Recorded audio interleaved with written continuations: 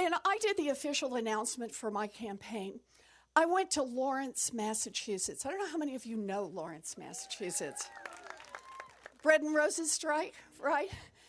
But I think about it, I thought about it on that day.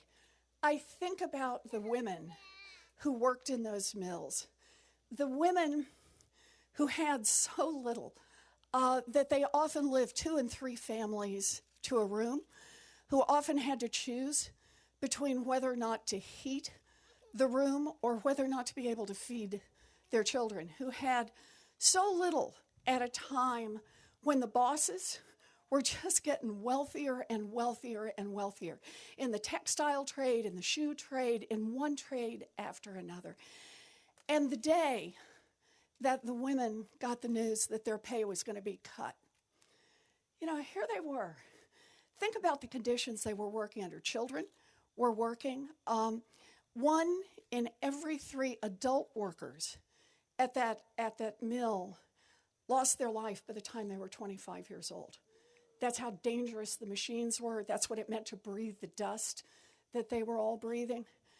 But they got the word, and it spread through the factory that their wages were going to be cut. And here were women, mostly women, nearly all immigrants. They had come from 50 different countries. And they said, enough. We've had enough. And first in 2s and 3s, and then by the dozens, and then by the hundreds, they got up and they walked out. And that's what started the strike that changed America.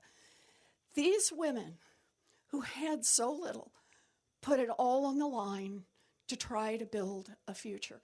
And they did it together. And here's the part that always got to me. You go back and read the papers. The bosses at the time, the management, were sure the women would never come together. And you know why? Because they were different from each other. They spoke different languages. They came from, as I said, 50 different countries.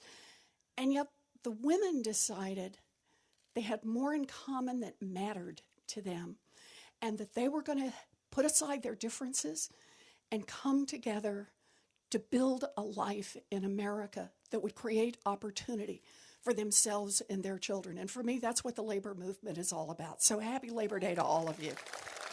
This is our chance.